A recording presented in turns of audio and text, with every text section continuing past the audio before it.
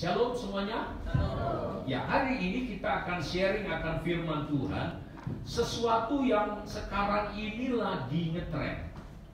Sekarang ini lagi menjadi topik pembahasan.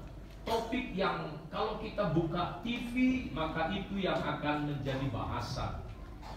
Topik apa itu? New normal. Ya, topik new normal. Maka itu akan menjadi pembahasan kalau dimanapun kita akan lihat, khususnya berita-berita secara nasional. Maka hari ini kita juga akan membicarakan tentang new normal, tatanan hidup yang baru. Haleluya. Nah, istilah ini muncul menyikapi daripada peristiwa pandemi COVID-19. Jadi istilah itu lebih kepada itu, walaupun seharusnya bukan hanya menyikapi akan pandemi COVID-19, tetapi semua aspek kehidupan kita ada dalam tatanan yang baru. Khusus untuk menyikapi akan penyebaran daripada COVID-19, maka kita sekarang sedang dalam peralihan, yaitu transisi antara normal yang lama dalam hal menyikapi ini berbeda dengan new normal yang baru. Khusus dalam itu, maka ada beberapa yang harus dikerjakan oleh rakyat, oleh warga, supaya penyebaran daripada COVID itu akan bisa putus. Beberapa diantaranya, maka semua orang kalau keluar dari rumah, maka diwajibkan pakai masker. Itu akan menjadi sesuatu yang normal nantinya. Yang dulu itu nggak normal. Kalau dulu saudara pakai masker, apalagi hitam saudara, seperti yang dibagikan di tempat kita belakangan ini gratis saudara. Kalau saudara pakai itu, maka dikira saudara menjadi garong saudara. Saudara akan menjadi pelaku kejahatan. Itu dulu. Tapi sekarang kalau saudara nggak melakukan itu, maka malah saudara dianggap warga yang jahat. Yang berikutnya, untuk khusus untuk bidang kesehatan ini, maka harus rajin-rajin cuci tangan. Apalagi yang lain saudara. Untuk keramaian-keramaian, maka itu dihindari keramaian-keramaian. Untuk apapun dia, volumenya hanya boleh 50%.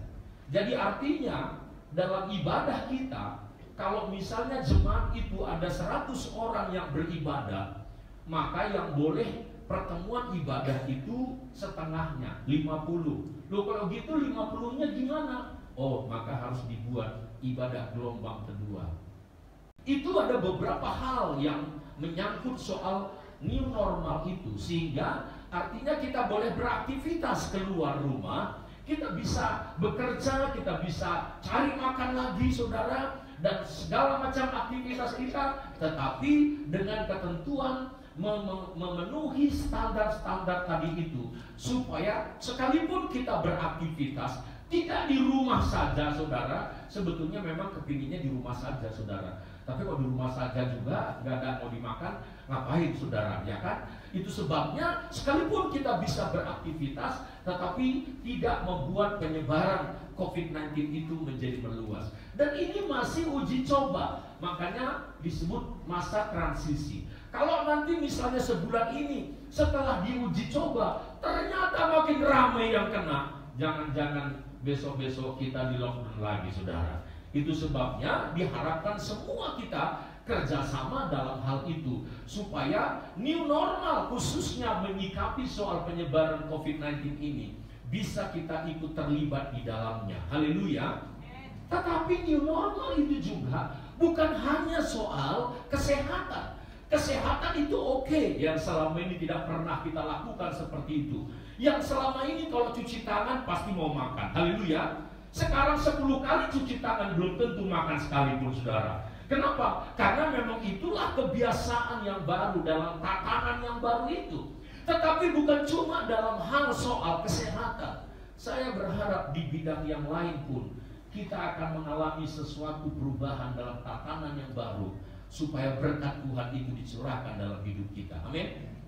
Kalau misalnya seorang anak dilahirkan dan dibesarkan di tengah-tengah keluarga yang orang tuanya atau anggota keluarganya suka main kasar, ngomong kebun binatang semuanya, manggilnya, dan semuanya masih happy, tertawa gitu. Jadi yang dipanggil monyet gitu kan, masih tertawa dipanggil. Kenapa? Karena sudah biasa itu panggilan. Kebiasaan seperti itu lama-lama orang berkata, anggota keluarga itu, tindakan seperti itu adalah normal. Kalau dulu gak pernah ibadah, cari makan saja, lama-kelamaan, maka tindakan seperti itu dianggap normal. Jadi kalau hari Minggu jualan dan tidak beribadah, dianggap normal. Kalau dulu tidak pernah merenungkan firman Tuhan, tidak pernah berdoa, rumah itu seperti tempat kos. Karena seharian kerja pulang sudah ngantuk langsung tidur. Tidak ada hubungan satu dengan yang lain dalam kemesraan. Tidak ada komunikasi yang baik seorang suami dengan istri, orang tua dengan anak-anak. Karena terus berlangsung seperti itu dalam kurun waktu yang lama, maka itu dianggap normal. Jadi normal itu tidak selalu benar.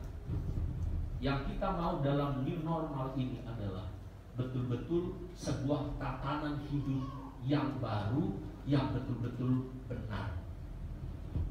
Tapi sebetulnya di dalam firman Tuhan semua ada banyak hal yang mengajarkan kita untuk selalu ada sebuah kehidupan dalam tatanan yang baru. Haleluya. Ada hidup baru, ada lahir baru. Itu adalah sebuah tatanan yang baru yang berbeda dengan sebelumnya, saudara. Dan itu yang firman Tuhan ajarkan bagi kita. Dan dalam menyikapi sesuatu itu dengan sesuatu yang baru yang Tuhan tawarkan, ternyata tidak selalu semua orang bisa menyikapinya dengan benar. Hari ini kita sharingkan bagaimana firman Tuhan memperlihatkan bagaimana kehidupan bangsa Israel ketika dibawa dari Mesir kepada Kanaan. Mesir itu sebuah kehidupan yang berbeda. Dan kepada kehidupan yang baru Kanaan nanti, itu adalah kehidupan tatanan yang baru. Tatanan yang baru. Dan ketika mereka dibawa kepada new normal yang baru, ternyata tidak semua bangsa Israel itu bisa menikmati berkat itu. Mari kita lihat dalam firman Tuhan. Bilangan pasalnya yang ke-13, ayat 1 sampai dengan 3. Mari kita baca sama-sama Bilangan 13 ayat 1 sampai dengan 3. Yuk, 1, 2, ya. Tuhan berfirman kepada Musa, suruhlah beberapa orang mengintai tanah Kanaan yang akan kuberikan kepada orang Israel dari setiap suku nenek moyang mereka. Haruslah kau suruh seorang semuanya pemimpin-pemimpin di antara mereka. Lalu Musa menyuruh mereka dari padang gurun Paran sesuai dengan titah Tuhan. Semua orang itu adalah kepala-kepala di antara orang Israel. Waktu mau mendekati daripada tanah Kanaan, maka Musa diperintahkan Tuhan untuk tanah Kanaan itu disurvei lebih dahulu. Diamati apa yang akan mereka nikmati kelak. Dan untuk mensurvei itu, maka tim surveinya ditetapkan satu orang dari satu suku. Ada kriteria yang dipilih oleh Musa. Yang pertama katanya, mereka itu adalah pemimpin-pemimpin suku. Itu adalah jabatan tertinggi di tengah-tengah setiap suku. Jadi bukan asal sembarangan. Para pemimpin daripada suku itu masing-masing. Itu yang pertama. Jadi bukan asal-asalan. Pasti kalau pemimpin dia, itu diharapkan dari situ akan memberi pengaruh kepada orang yang dipimpinnya. Saya sebagai hamba Tuhan di tempat ini berharap saya bisa memberi pengaruh daripada apapun yang baik yang dapat saya dapat dari Tuhan untuk dibagikan. Haleluya. Itu dia yang pertama. Yang kedua, mereka itu adalah generasi yang lahir di Mesir dan mengalami perbudakan. Jadi mereka itu dulu orang-orang yang di tanah Mesir, mereka itu mengalami perbudakan itu sendiri. Mereka tahu bagaimana rasanya diperbudak itu. Ada beberapa di antara kita kan nggak pernah ngalamin apa yang dialami oleh orang-orang yang lahir tahun 60-an. Betul? Saudara nggak pernah lagi lihat orang mengukur kelapa gini. Duduk, ukur, nggak ada. Itu berarti Anda lahirnya sudah di era 90-an. Tapi yang lahir 60-an sekian, kalau mengukur kelapa disuruh mamanya ada sebuah alat yang begini besinya, moncongnya, terus di sini tempat duduknya, dan orang harus duduk mengukur. Kalau saudara pemimpin yang seperti itu, tentu saudara nggak ngalamin masa-masa dulu seperti itu. Saudara nggak ngalamin main apa lagi, permainan angklek tali merdeka itu, apa namanya, karet merdeka itu, saudara nggak ngalamin main angklek. Karena permainan saudara sekarang lebih banyak di gadget, game yang tidak pernah habis-habisnya. Disuruh main angklek nggak laku dan nggak ngerti. Jadi yang saya maksudkan di sini, 12 kepala suku itu udah kepala suku.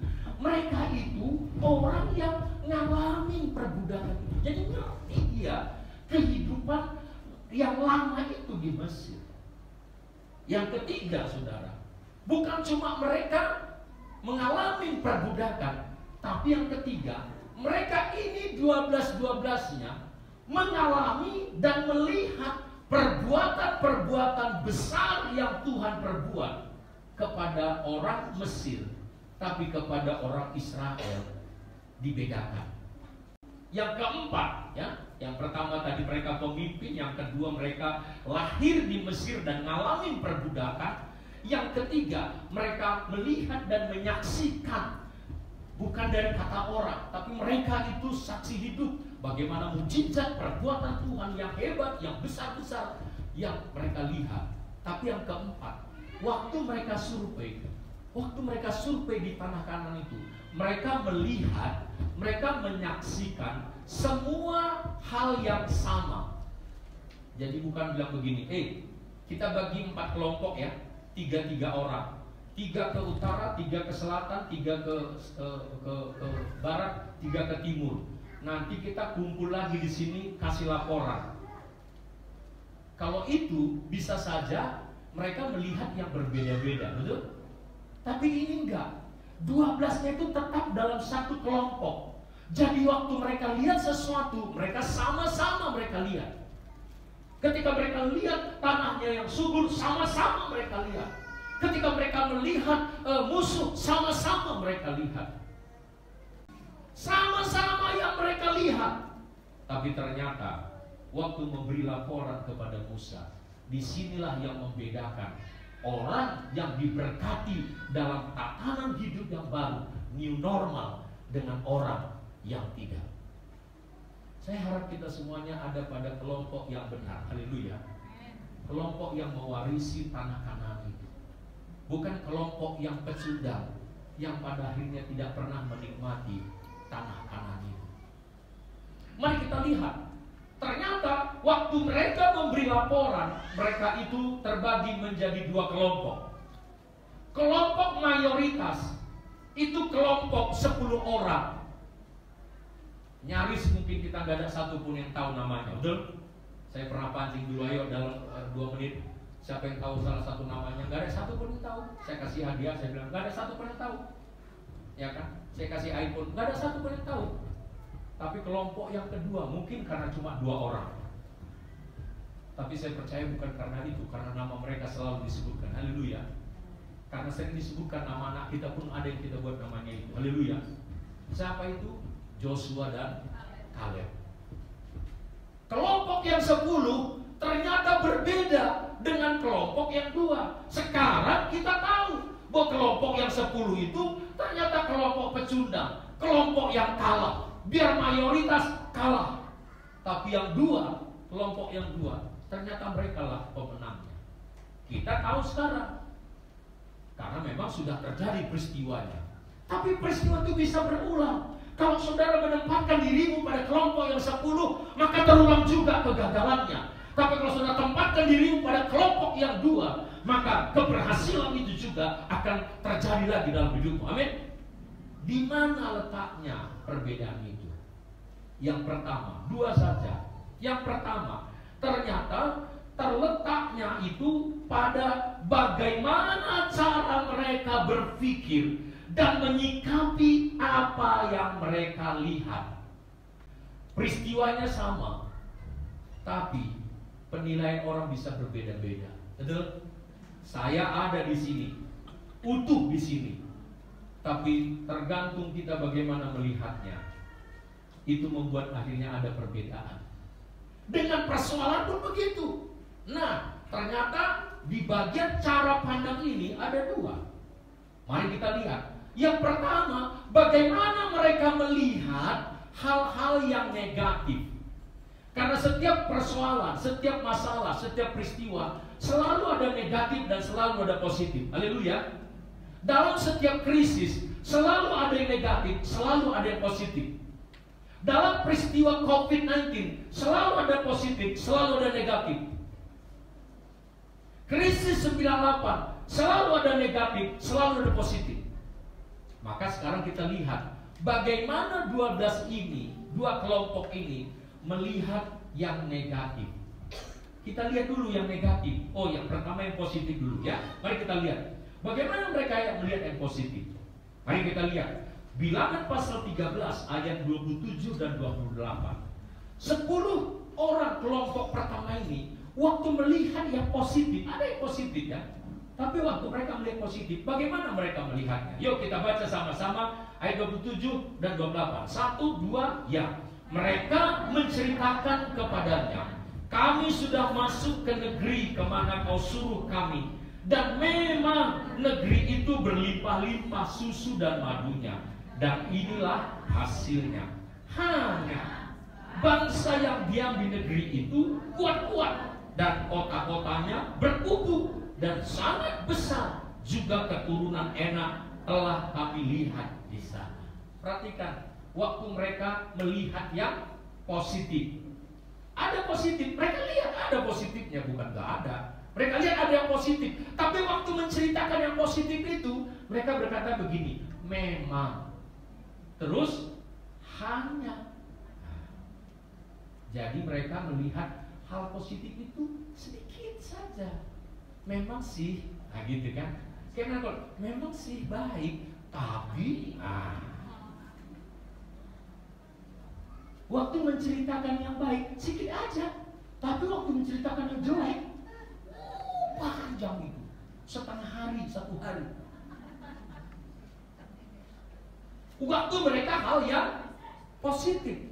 Lalu kita lihat yang kelompok yang kedua, yang 2 orang itu tadi, waktu melihat yang positif, apa katanya? Lihat di ayat 6 dan ayat 8 sampai ayat 8. Yuk. Bilangan 14 ayat 6 sampai dengan 8. Di bilangan 14-nya. Yuk kita baca sama-sama ayat 6 sampai dengan 8. Kita baca 1, 2 ya. Tetapi Joshua bin Nun dan Kaleb bin Yefenu, yang termasuk orang-orang yang telah mengintai negeri itu, mengoyakkan pakaiannya dan berkata kepada segenap umat Israel, negeri yang kami lalui untuk diintai itu adalah luar biasa baiknya. Jika Tuhan berkenan kepada kita, maka Ia akan membawa kita masuk ke negeri itu dan akan memberikannya kepada kita, suatu negeri yang berlimpah-limpah susu dan madunya. COVID-19 itu ada, peristiwanya jelas, mengakibatkan, memang tak kelihatan, tapi akibatnya sekian ribu orang mati di Indonesia. Di belahan dunia yang lain bahkan puluhan ribu orang mati. Karena jelas itu ada.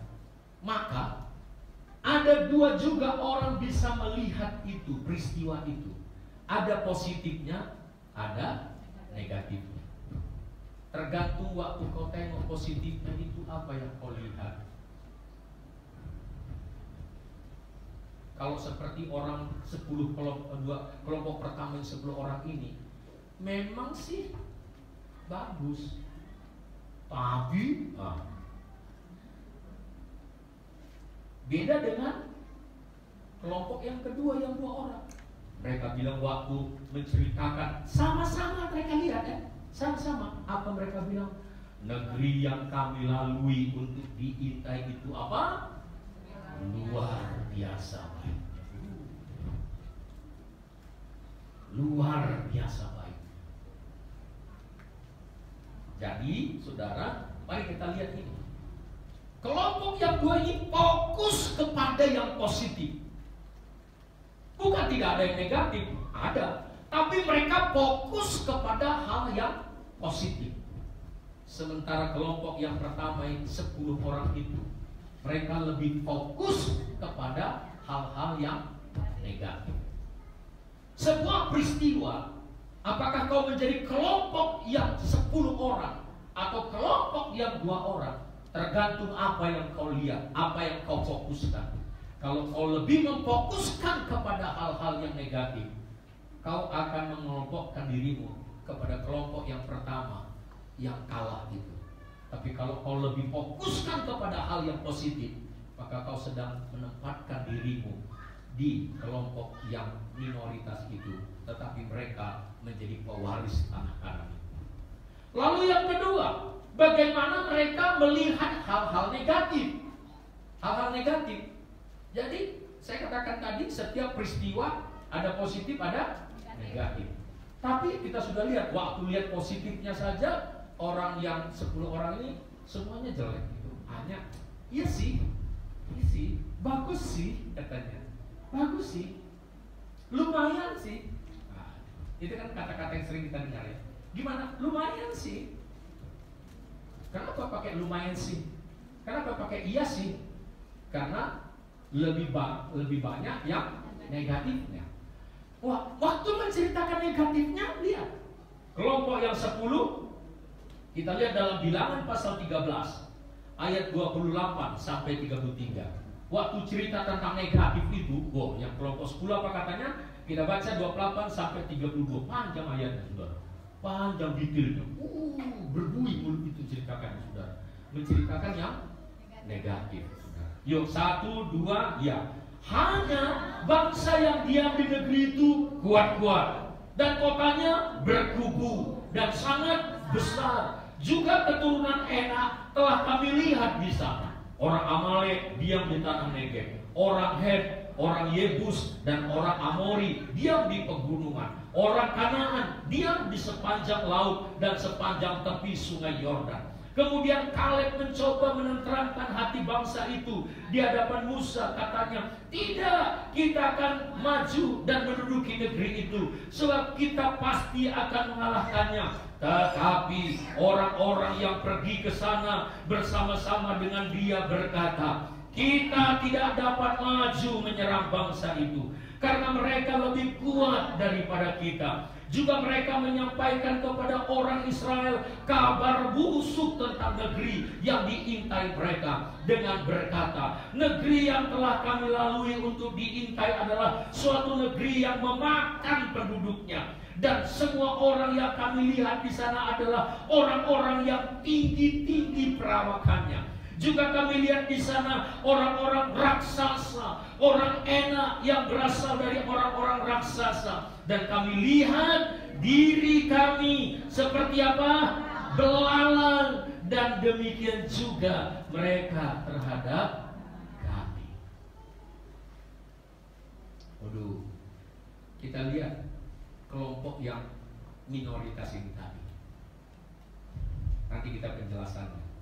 Dalam Bilangan pasal 14 ayat 9.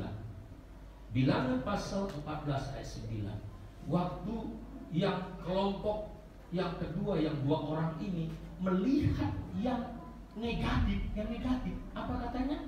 Cuma 1 ayat saja. Apa katanya? Yuk, 1, 2, ya. Bilangan 14 ayat 9, 1, 2, ya. Hanya janganlah memberontak kepada Tuhan, dan janganlah takut kepada bangsa negeri itu, sebab mereka akan kita telan habis. Yang melindungi mereka sudah meninggalkan mereka, sedang Tuhan menyertai kita. Janganlah takut kepada mereka. Kelompok yang pertama tadi dengan mendetail mereka ceritakan, wah besar-besar, raksasa, ngeri-ngeri semuanya, pemakan manusia, ngeri-ngeri semuanya. Kesimpulannya apa? Kita ini seperti belalang. Begitu juga mereka memandang kita, kita ini belalang. Kenapa? Kelompok yang pertama ini membandingkan diri mereka dengan masalah. Mereka bandingkan diri mereka dengan masalah. Tapi kelompok yang kedua, mereka bukan tidak meniadakan, gak ada masalah. Jadi tidak tutup juga, gak ada masalah, gak ada masalah situ, enggak. Ada masalah. Tapi mereka bandingkan masalah itu dengan Tuhan. Haleluya. Ketika Daud membandingkan dirinya dengan Goliat, habislah Goliat, habislah Daud. Selama ini Saul dan tentaranya selalu membandingkan diri mereka dengan Goliat. Kalau dibandingkannya dengan Goliat, gak ada apa-apanya. Makanya waktu Daud tampil, dia bilang, kau ini dari mana? Prajurit dari angkatan mana? Angkatan laut, angkatan udara, angkatan darat? Dari mana? Kalau angkatan laut bisa berenang, angkatan udara nggak bisa terbang.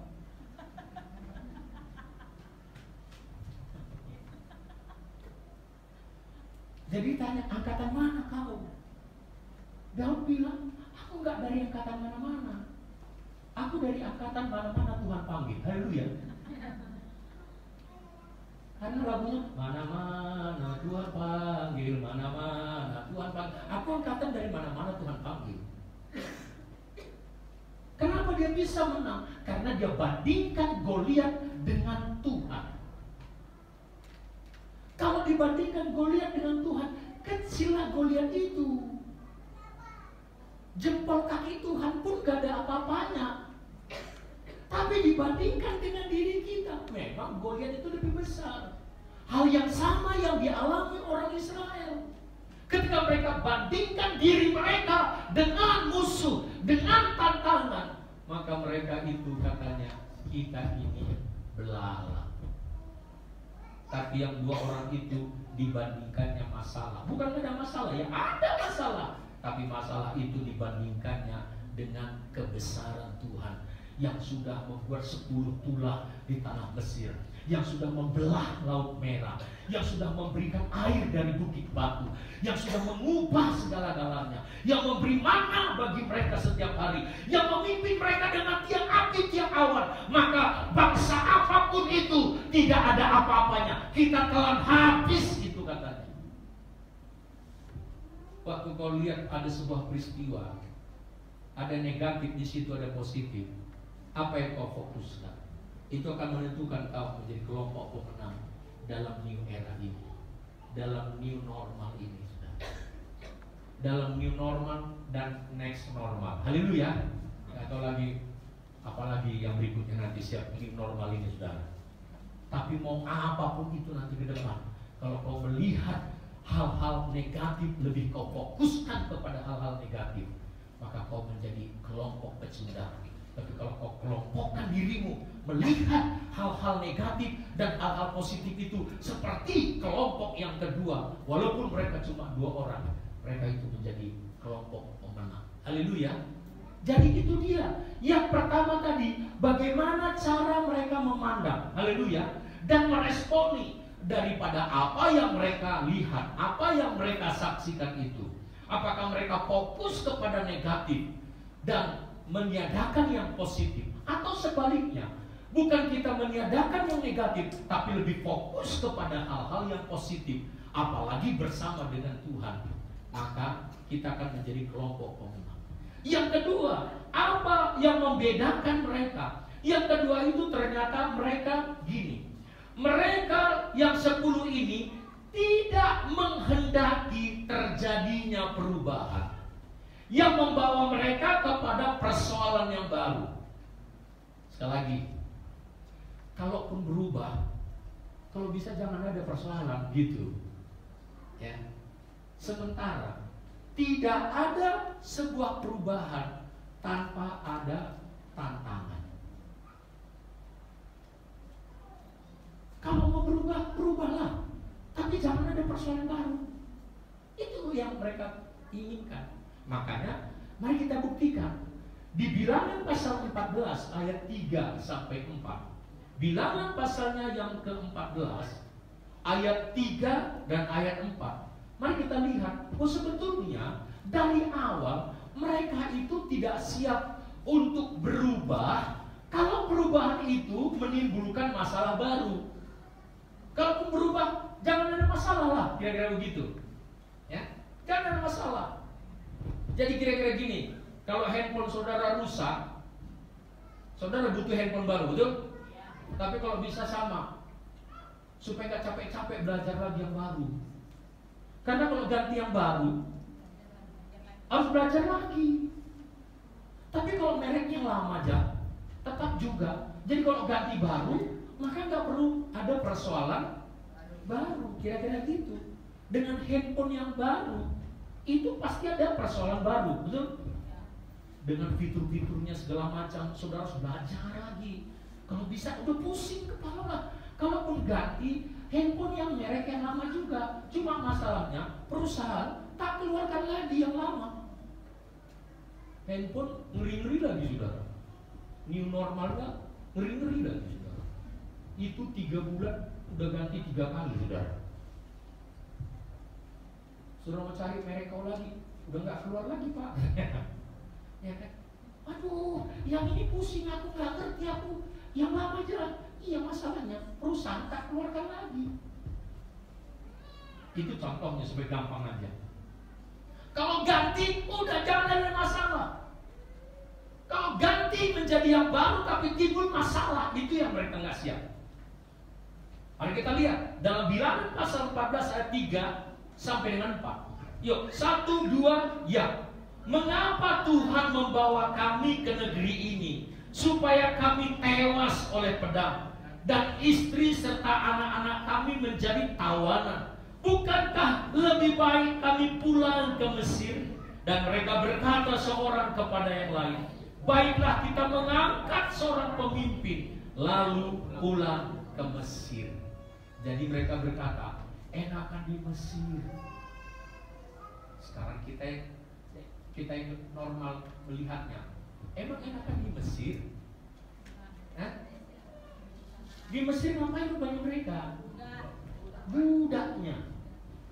Tapi budak lebih enak daripada nanti tidak budak, tapi ada masalah yang baru.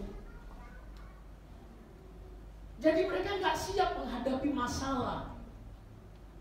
Walaupun itu akan membuat perubahan yang lebih baik, tapi nggak siap mereka menghadapi masalah. Itulah letak permasalahan yang kedua.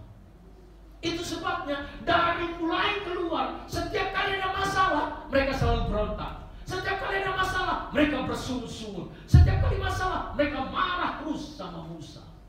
Kenapa? Karena mereka tidak siap menghadapi persoalan baru dengan kehidupan yang baru itu tadi. Saya katakan tadi, ganti handphone aja saudara, harus ada tantangan yang baru. Begitu ganti handphone, yang kayak gini ada, toko bilang nggak keluar lagi pak. Ya tapi ini barunya, iya. 3 bulan udah ganti katanya. New normal handphone lebih kencang saudara ya, lebih kencang. Ya. iPhone mungkin masih setahun sekali ganti ya. Ya dulu masih keren saya rasa pakai iPhone 7 Plus. Sekarang udah damai-damai itu sudah. Udah damai-damai. Ya. Apalagi yang di bawah 7 Plus. Kau kepala bangga kali kau punya iPhone. Udah damai-damai. saking muncul setiap tahunnya, nggak tahu lagi TV apa sekarang, nggak tahu lagi TV apa itu sekarang semua. Sampai jam tangannya juga merek iPhone, semuanya merek itu. Aku pikir dulu, norak sekali lah ibu-ibu dipakai jam tangan itu. Setelah ku cek, ternyata harganya 45 juta jam tangannya. Malu aku, jam tanganku cuma 800.000. Kenapa? Karena berkaitan dengan handphonenya. Loh, kalau aku ganti, maka selalu ada problem baru, betul? Aku harus menyesuaikan lagi, harus pindahkan datanya lagi. Aduh, repot sekali memindahkan nomor-nomor kontaknya, ganti semuanya. Belum lagi pelajari lagi ini, waduh, pelajari lagi ini. Kalau orang tidak siap dengan tantangan baru, disitulah mereka gagal untuk kehidupan yang baru. Di Mesir mereka katakan lebih enak. Kenapa? Ini yang saya katakan di awal tadi. Apapun kehidupan yang sudah lama kita hidupi berulang-ulang dan bertahun-tahun kehidupan, maka itu sudah menjadi normal bagi kita. Itu sudah menjadi normal. Dengan istilah, itulah zona nyaman kita. Di zona nyaman kita, kalau ada masalah, gampang kita mengatasinya karena sudah terbiasa. Tapi di zona yang baru, saudara, begitu ada masalah, kita sulit menghadapinya. Itu yang orang tidak mau menghadapinya. Itu sebabnya orang Israel ini selalu menolak perubahan itu. Kalau perubahan itu harus menghadapi tantangan yang baru. Sementara setiap kehidupan yang baru yang lebih baik selalu ada tantangan. Betul? Persoalannya kita siap menghadapi itu atau tidak. Dalam situasi seperti itu, makanya gereja juga harus menyikapinya. Kalau enggak, gereja juga akan menjadi ketinggalan yang ditinggalkan orang. Gereja yang ketinggalan akan ditinggalkan orang. Saudara sadar tidak bahwa sekarang ini kita memasuki era yang berbeda, era digital. Betul? Makanya kita coba mengikutinya. Kita buat YouTube. Kita sebar ke semua orang supaya saudara subscribe, supaya saudara like. Kenapa, saudara? Karena kita memasuki sebuah era di mana orang semua rata-rata pegang handphone dan pegang media sosial. Maka kita ingin memanfaatkan itu untuk sarana pelayanan. Sadarkah saudara, waktu saya suruh tolong dikirimkan, di-subscribe, waktu kau kirim kepada orang lain dan orang itu subscribe, maka kau sedang menginjil mereka? Jangan saudara pikir, gembala kita sekarang mau cari duit ya lewat YouTube. Nggak ada YouTube pun aku dipelihara Tuhan, bukan YouTube nanti memelihara aku. Yang memelihara aku itu Tuhan Yesus Kristus. Bukan itu tujuannya, tetapi menyadari bahwa ini media sekarang lagi dipakai orang gencar-gencarnya. Dan begitu saudara mengklik linknya itu, paling tidak, walaupun mungkin gak sampai habis kau tonton, paling tidak ada firman Tuhan yang kau dengar. Waktu kau bagikan kepada orang lain yang selama ini tak pernah kau menginjil, waktu kau bagikan kepada orang lain, apakah di like-nya atau tidak, yang penting mungkin dibukanya, makanya kau sudah menyampaikan mungkin 1 ayat, 2 ayat saja. Terserah bagaimana nanti Roh Kudus bekerja. Karena rata-rata kita mungkin ada yang tahu, tapi rata-rata kita kalau generasi yang baru ini, saudara, adalah generasi yang gak tahu kita siapa yang menobatkan kita. Betul? Saya nggak tahu siapa yang menobatkan saya, dan pada akhirnya sekarang menjadi hamba Tuhan. Saya nggak tahu. Apakah lewat media atau lewat apa saja? Apa waktu aku baca Alkitab? Nggak tahu. Tapi pasti ada yang menobatkan itu. Mungkin aku tidak tahu itu, tapi saya percaya data di surga nggak ada yang sulit. Nanti tanya nggak di surga kalau masuk surga kau, haleluya. Aku percaya masuk surga, haleluya. Tanya di surga, Tuhan, siapa yang menobatkan aku sehingga aku masuk surga ini? Datanya pasti lengkap di sini. Mungkin lewat hal-hal sepele, mungkin lewat traktat yang bagikan sama kau, yang baginya itu pun kau tengok agak rendah kau sama dia. Tapi itu membuat kau bertobat. Itu sebabnya itu kita pakai media itu. Haleluya. Oh, untuk media itu apa rupanya susah? Oh, ternyata susah. Nggak gampang. Apalagi dengan model saya kelahiran tahun 60-an.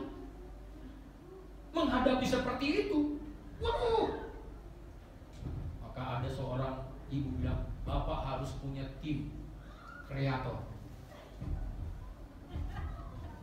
Bapak harus buat begini, Bapak harus begini. Pakaian Bapak semenari. Jangan pakaian Bapak 4 warna. Bila perlu celana Bapak bikin yang slim. Jangan naik paling ke atas perut.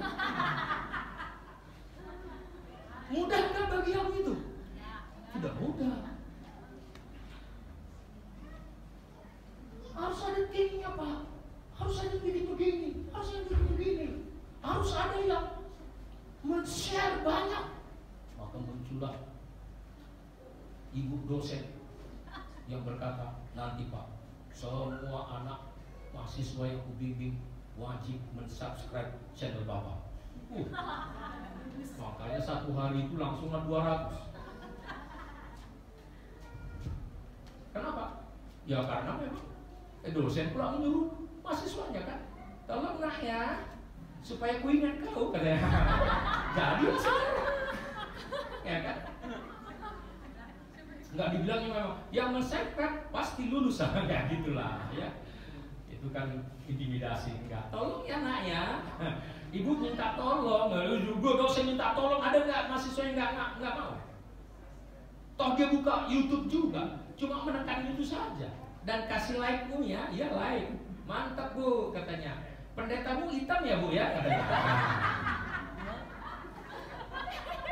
Walaupun respon mereka seperti itu, paling tidak mereka lihat, mereka baca, mereka dengar firman Tuhan. 100 yang ibu dosen itu kirimkan, 100 dia sudah menginjil. Dari mana media itu? Selama ini satu pun tak kau injili. Makanya rajin-rajinlah men-share, walaupun pendetamu hitam. Haleluya.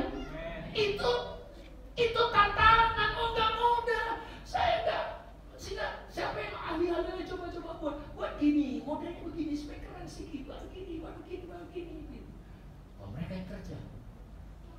Dibuat begini, kalau aku khotbah openingnya begini, kalau aku renungan harian nanti buat openingnya begini, kalau aku jalan-jalan ke Israel nanti dari pagi nanti saya kan jalan-jalan ke Israel, aku buat openingnya seperti ini supaya orang tertarik. Karena jalan-jalan ke Israel kan ada nilai rohaninya. Haleluya. Karena bukan ke kenapa aku jalan-jalannya bukan ke Bali, ke Israel. Paling tidak terpancing kau, aku juga mau ke sana. Haleluya. Itulah dia.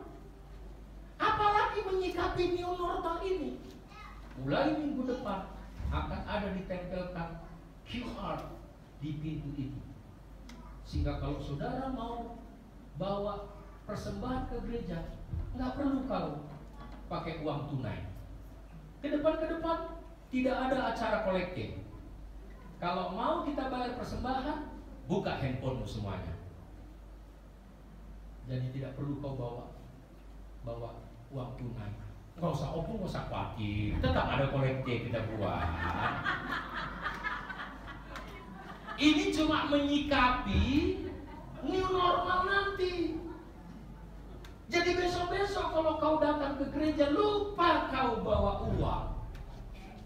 Begitu kau nanti masuk ke gereja, atau nanti saya share QR-nya, maka saudara tinggal buka. Kau bisa bayar persembahan dari Oppo, kau bisa bayar persembahan dari GoPay, yang selama ini cuma kau pakai itu pesan makanan sama pesan Gojek. Besok sudah bisa kau bayar persembahanmu lewat itu. Untuk itu apakah mudah? Nggak mudah. itu hanya diberikan kepada berbentuk badan usaha. Tidak perorangan, tapi badan usaha. Ada mungkin jualan, ada mungkin warung, ada mungkin usaha. Dan gereja dianggap badan usaha. Makanya mereka kejar itu. Saya nggak tahu dari mana nomor telepon dia dapatnya. Apa betul ini dengan Bapak Pendeta ini? Betul. Kami dari Bank Mandiri. Kami mau datang ke rumah Bapak. Bolehkah? Boleh. Kami mau menawarkan sebuah produk. Saya pikir apa ini? Sampai datang ke rumah. Saya pikir juga apa itu hoax kan?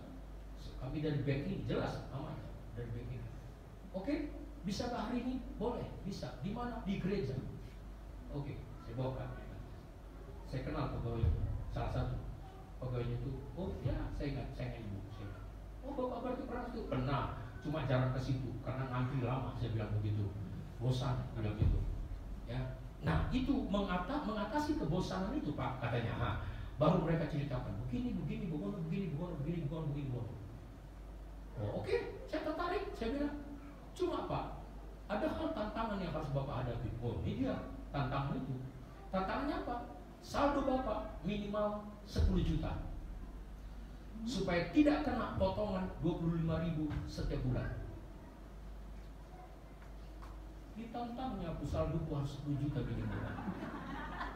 Oke, saya bilang. Emang beda aku nggak ada? Nggak ada. Upah anggota Pak Jos saja 3 jam baru kutemukan, walaupun hanya 360.000 gaji satu orang. Transfer aja Pak ya. Iya, waktu gua transfer, maaf saldo Anda tidak mencukupi. Sehingga harus berdoa dulu. Dan waktu berdoa sampai ketiduran. Dan waktu bangun, belum transfer anggota Pak Jos. Cari lagi, baru akhirnya ku transfer. Jadi sorry Pak Jos, sampai 3 jam, 4 jam mungkin baru ku respon itu. Bukan karena aku lupa, tapi memang lupa aku tidak ada saldoku.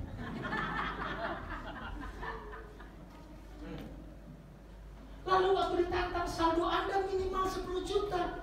Wah, ini gairah aku. Berarti besok-besok harus ada 10 juta kalau nggak mau dipotong 25.000 tiap bulan. Kalau orang yang pesudah, ya sekarang aja nggak ada 10 juta pula. Udahlah, batallah. Pasti gitu gue bilang. Tapi aku tidak mau. Aku terima tantanganmu, gue bilang. Bisakah Bapak lengkapi data-data gereja? Bisa. Tunggu sebentar, aku ambil ke rumah. Oh, buktinya aku gembala di sebuah pemimpin. Ada MPWP, ada MPWP gereja, ada MPWP pribadi, ada ngapain? Pengurus, ada catatan dari lingkungan domisili, lengkap semuanya. Ada anggaran dasar, anggaran rumah tangga, semua SK dari menteri, saya keluarkan semua. Ini dia. Oke, nanti Senin kami datang Pak. Berapa saldo awal? Saldo awal cukup 1 juta. Besar ya? Bilang, ya 1 juta. Tapi kalau akhir bulan tidak ada 10 juta, potong 25.000. Pikir aku berapa minggu itu habis lagi, berapa bulan itu habis lagi, berapa 1 juta itu nggak bertambah, betul? Tapi kan itu artinya kita memacu. Oh besarnya sebelah, iya Pak, makanya semua tabungan Bapak yang lain kuras semuanya masukkan ke sini. Masalahnya tabungan yang lain semua sudah habis memang dikuras sebelah. Tapi oke, gak apa-apa. Ada tantangan, ada. Saya nggak bilang untuk mobil-mobil supaya keren, enggak. Sehingga besok-besok kalau di YouTube, kalau di mana saya kita mau beri persembahan, yang tidak bawa persembahan hari ini tidak banyak duit cash, mungkin sudah bisa bagikan dengan QR. Bukan tuh modi-modi itu, tidak. Tapi salah satu juga saya mau itu supaya itu menjadi tantangan bagi ibu untuk minimal selalu ada 10 juta di saldo itu supaya nggak dipotong habis uangnya. Ada tantangan, ada. Saudara tinggal melihat yang mana. Saudara fokus kepada masalahnya, lalu kau bandingkan dengan dirimu, atau sebaliknya, saudara lihat kebaikan Tuhan. Kalaupun ada masalah, saudara tidak menyadari ada masalah, tapi saudara bandingkan dengan kuasa Tuhan yang dulu-dulu. Saya cuma berpikir begini, kalau cuma 10 juta, masa Tuhan tidak tolong? Pembangunan ini sudah hampir 1 M lebih. Bukan karena kuatku, bukan karena gagahku, tapi Tuhan cukupkan. Nah kalau 1 M saja sudah Tuhan tolong kok. Masa cuma 10 juta nggak Tuhan kasih di situ untuk supaya bisa mudah jemaat itu membawa persembahan menyikapi new normal ini. Oleh sebab itu mari Anda harus berhadapan dengan tantangan-tantangan tersebut dan kita harus fokus kepada hal-hal yang positif. Haleluya. Saudara harus berfokus kepada hal-hal yang baik dulu. Kalau saya ganti handphone, kebaikan apa yang saya dapatkan nanti? Oh, saudara mungkin bisa begini, saudara bisa begini, waktu diterangkan itu. Saudara fokus kepada itu, maka saudara nggak merasa berat untuk belajar mengatasi masalah tadi itu. Itu kok dalam kasus handphone tadi. Tapi juga dalam hal-hal kehidupan yang lain. Apa saja kalau saudara mau berubah yang baik, pasti ada tantangan. Kalau ada masalah tentang hubungan, harus ada yang kau hadapi. Ada tantangan kau hadapi. Kalau kau nggak mau menghadapi itu, pasti tidak ada perubahan.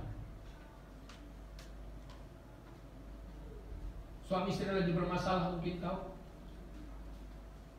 Lalu firman Tuhan bilang, kau yang harus berubahlah kau. Kau datang, kau udah kau tantangan sampai kiamat pun pencumpang di tanah rara. Ya saudara nggak pernah mengalami hal yang baru. Tapi kalau saudara mau menghadapi hal yang baru, ada tantangan, ada. Kenapa nggak lakukan? Supaya kau mengalami berkah Tuhan. Bidang yang lain, usaha, segala macam. Sekarang orang jual ikan asin, jual cabai, jual tomat, itu sudah pakai ini. Jual tadi pagi langsung hamba Tuhan. Butuh pokat mentega. Minimal 5 kilo diantar tanpa ongkos kirim. Kan besok-besok kau pergi. Kalau lagi butuh pokat, masa untuk pokat saja kau datang lagi ke pajak nanti mungkin ada wabah, ke pajak lagi nanti mungkin harus capek-capek apa. Ya udah, tinggal ambil handphonemu, kirim. Hal-hal seperti itu sekarang sudah semuanya. Harga cabai, harga bawang, harga apa semua lengkap di situ detailnya. Cabai 15.000. Dari mana aku tahu? Karena ada di WA. Betul? Mungkin 8 lebih. Duit dulu. Tapi dia makan tunggu-tunggu aja. Itu kalau kau nggak sikapi dengan baik, aduh payah kali Pak, nggak ngerti aku pegang handphone. Suruh diajari cucumu, karena cucumu lebih jago. Cucumu aja sekarang jago, udah main YouTube, ini anak-anak cucu-cucu udah main YouTube itu. Followernya lebih banyak daripada follower aku. Walaupun cuma lucu-lucu aja mereka begini. Kenapa? Saya pikir bukan orang tua yang like dia. Masa iya orang tua lihat dia gitu-gitu lucu bukan anaknya? Siapa followernya? Seangkatan mereka juga. Berarti seangkatan mereka itu jutaan orang juga yang sudah menggunakan itu. Saya lihat si Noni lumayan bagus apa dia. Ini apanya? Muncul 12.500.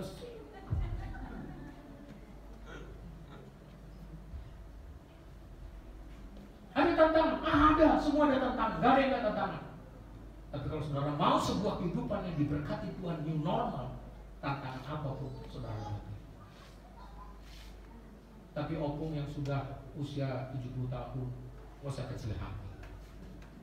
Pak Gogo mah kami yang Tuhan. Doa syafaan lebih banyak dikit.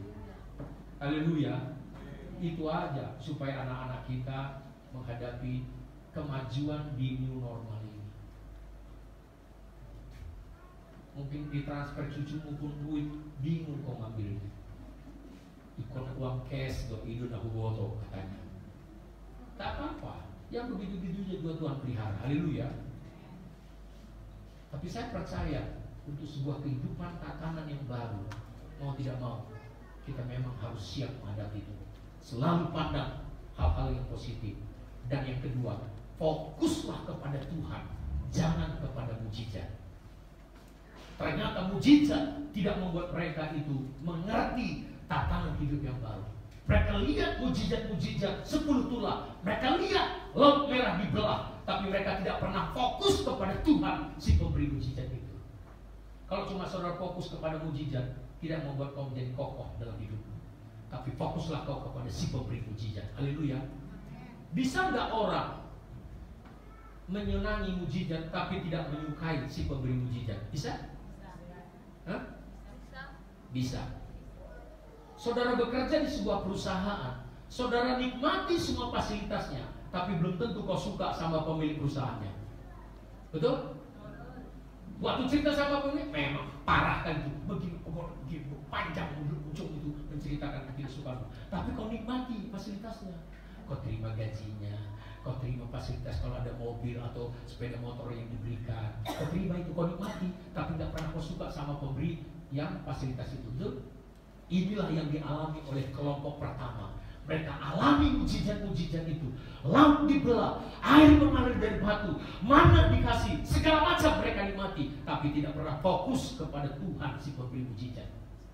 Itu sebabnya setiap kali ada masalah, selalu bersungut-sungut, selalu berontak. Hari ini pun jangan kau fokus kepada mujizat. Mujizat itu pasti kecil di tangan Tuhan, tapi fokuslah kau kepada pribadinya. Kalau kau fokus kepada pribadinya, maka semua yang ada kebaikan dalam Tuhan itu akan menjadi milikmu. Amin. Sama-sama kita bangkit berdiri. Katakan, aku tidak takut, sebab kau besertaku, dan kita akan sembah Tuhan hari ini. Haleluya.